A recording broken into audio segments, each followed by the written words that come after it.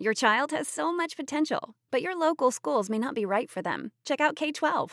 K-12 powered schools are accredited tuition-free online public schools for students in kindergarten through 12th grade. This is not your typical homeschooling. With state-certified teachers specially trained to teach online, your child will learn at their speed, at home, with innovative, engaging technology. Join the more than 3 million families who have chosen K-12. Go to k12.com/podcast today to learn more. That's k12.com/podcast.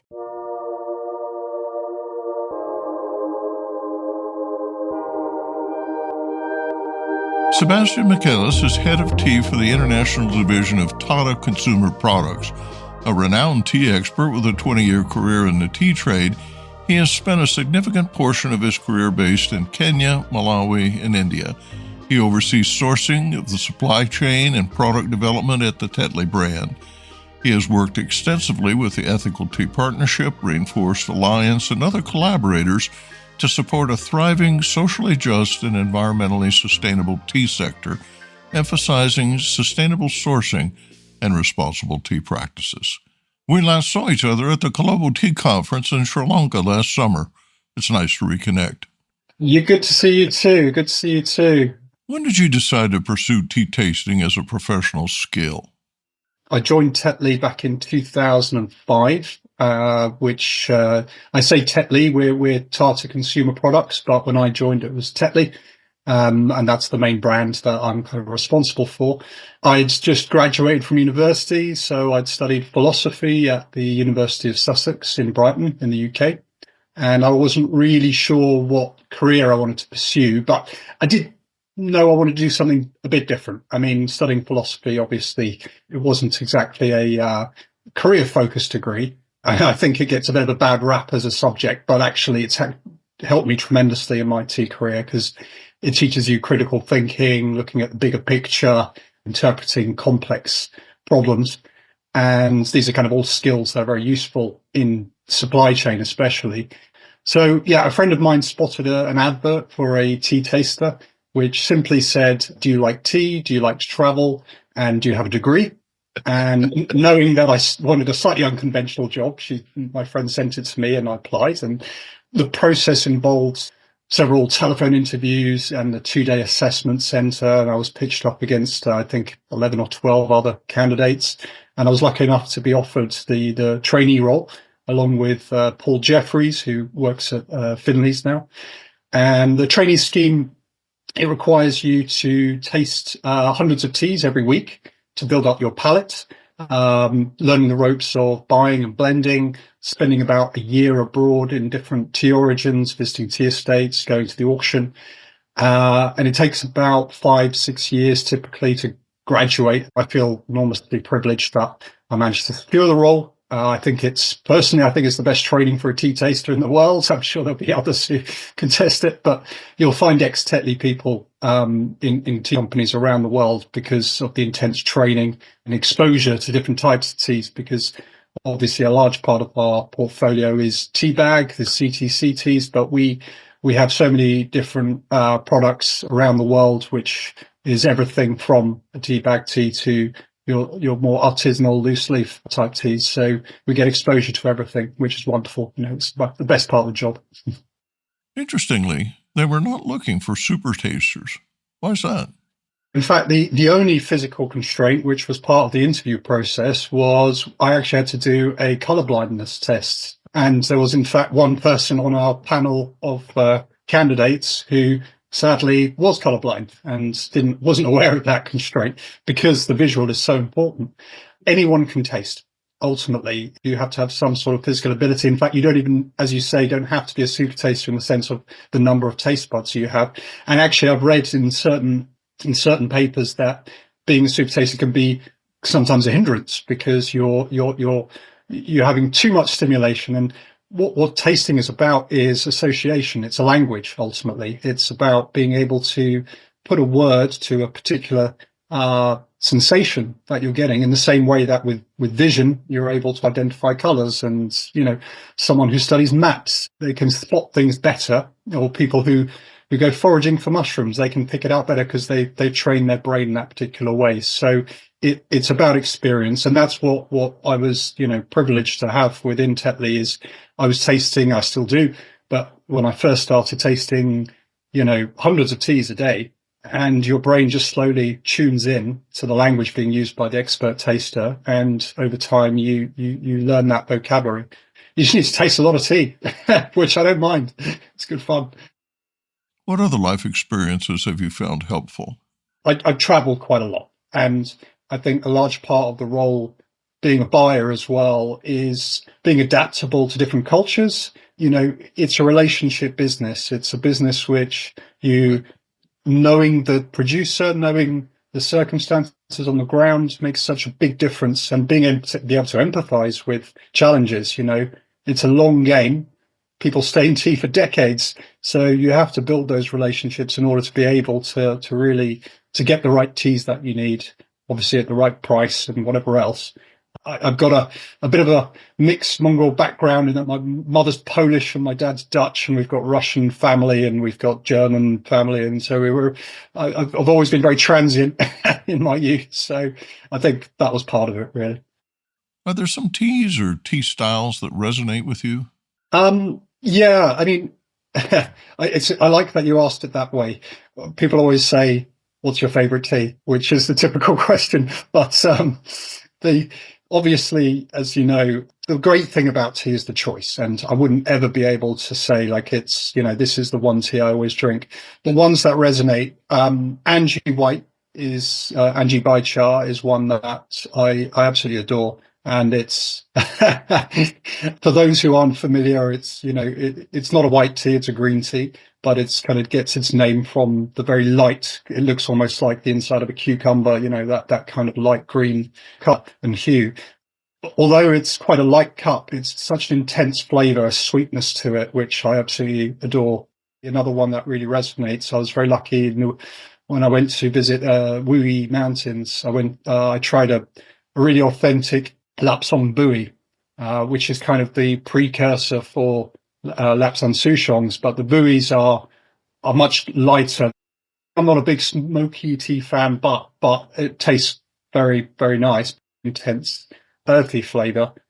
The tea I drink the most of is probably a blend of East of Rift, KTDAs, Kenyan teas, Rwandans, Assams, what we'd call in the UK a builder's brew, something which is kind of what you'd have as a chai in India. I love the great thing about tea is you've got the choices of times of days when you drink them. For me, that's my espresso in the morning. It's a strong cup of black tea with milk, which to some tea professionals, can be a bit snobby about it. But for me, a black CTC tea, it's a completely different product to a more artisanal green tea from China or Japan, for instance, and they serve different needs. So I love them all. So I say those are three that I can pick out as kind of that resonate, I suppose. Are there teas that you're better at describing as a category or class, even if they're not your personal favorites? Perhaps the best way to answer it is to describe, if you don't mind me to describe a bit how we taste tea or how I've learned to taste tea. So when I joined Tetley, I just, I think a year before, introduced a new tasting language, which we call uhuru, which in Swahili means freedom. And that's exactly what it does. It gives you this freedom to be able to classify teas in a very specific way. So we grade teas, and this is black teas, I should add. We have a separate language for green, but we grade black teas using 4 parameters, which are zing, color, sparkle, and body. And they're slightly funny words, but zing is the overall impact the tea has on your palate when you first slurp, and it's the intensity of it and how quickly it goes away when you spit it out. And the way that I try and describe it is you can get quite a low quality tea or low zing tea, as we would classify it, and brew it very strong, but it would still be low zing. I won't name any names just not to offend any countries, but a high zing tea, a high grown Rwandan tea, for instance, that flavor lasts and it stays there for a long time. A lot of our consumers drink with milk because we do a lot of blends for the UK and for Canada, the US, and Middle East as well. It's anything from the very reds, purplish reds, which you can get from Malawi, up through your oranges and yellows, very yellows. And color is important for us because a lot of our consumers like a strong cup of tea, and color in the liquor is kind of what denotes how much it's brewed. Mm-hmm. And then we have sparkle, which is the purity of that color. So the way to think about it is you can imagine a brand new red car that's come out of the shop floor. It sparkles. It's kind of brand new versus one that's been on the dusty road for a few weeks. It's the dullness versus brightness, really, of the liquor, which you kind of look at and you can see it on the rim where the tea meets the crockery. You can see the kind of purity of color, and obviously higher sparkle teas tends to be better zing. They tend to be better quality. And the fourth parameter is body, which self-explanatory is the thickness, the viscosity of the tea, which for us brings out roundness in the cup. So we grade teas on those four parameters on a scale of anywhere between 1 to 40. So we can very precisely put a number to it, which what that enables us to do is it's quite simple in a way. If you have a tea which is a 10 for color and another which is 30 for color, and you blend them 50-50, then the result will be a 20 for color. So this enables us to be able to not only classify teas very precisely, but also speak the language with everyone who knows this language. So we have an office in Kenya and Malawi, and we have a shorthand for our different components, as we call them. So I could say to our office that the 4FY44BRA was a bit dull, and then they'll know what that means, and then they can adjust what teas are being purchased, that sort of thing. So your objective is consistency, right? Exactly, and that's why I've got a job, which is great, because it's the very nature of tea that it's obviously inconsistent, and it's not, whilst coffee has its variety, they're obviously able to classify it, let's say, in an easier way into certain buckets, and therefore have futures markets and things like that. Obviously, tea varies depending on the weather, depending on the factory manager that day, depending on the humidity. I think the language serves two purposes. One, it's to get the best out of the teas that we're putting into a blend. So we buy the Assam teas for the body, for the gutsiness, for the maltiness. We buy the Kenyan teas for the hardness, for that slight astringency that can lift the blend.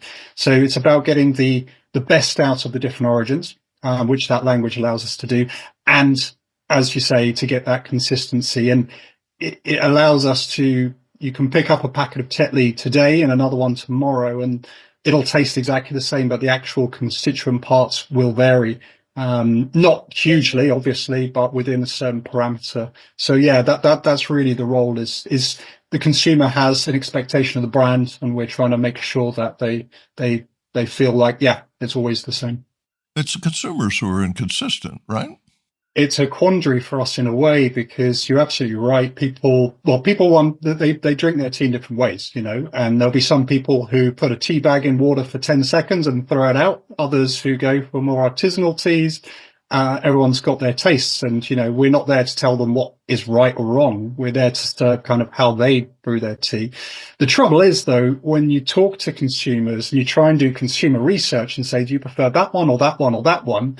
Right. And obviously a lot of it can be nuanced. It's very hard for people to articulate it because they're not used to the language. They're not used to identifying it in the same way a tea taster would. So trying to hone down to what a consumer actually likes, not impossible, but actually very challenging. But they know what they like, and if there's a change, they notice change. And that's, again, our senses are built around that. It's about noticing, what's moved, what's different. They don't know why it's wrong or what's happened, but they know something's not quite right. And that's why we have to protect kind of the blend. I'm sure our listeners found this very helpful.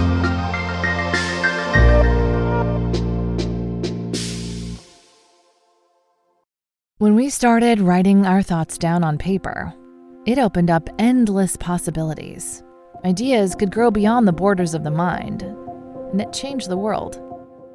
Somewhere along the way, we lost touch with paper, distracted by devices made for every purpose except for thinking and focus. On edge, waiting for the next notification. But what if new technology didn't pull us away from paper, but brought us closer to it? Listen. That's not paper. It's the sound of the new Remarkable Paper Pro, rewriting the future. A paper tablet with a true color ink display, gentle reading light, and unheard of tactility. With digital features for taking notes, thinking, and organizing, without any distractions. Paper is about to change the world again. Get your paper tablet at remarkable.com today. Produced by Audavita Studios. Connect your voice to the world.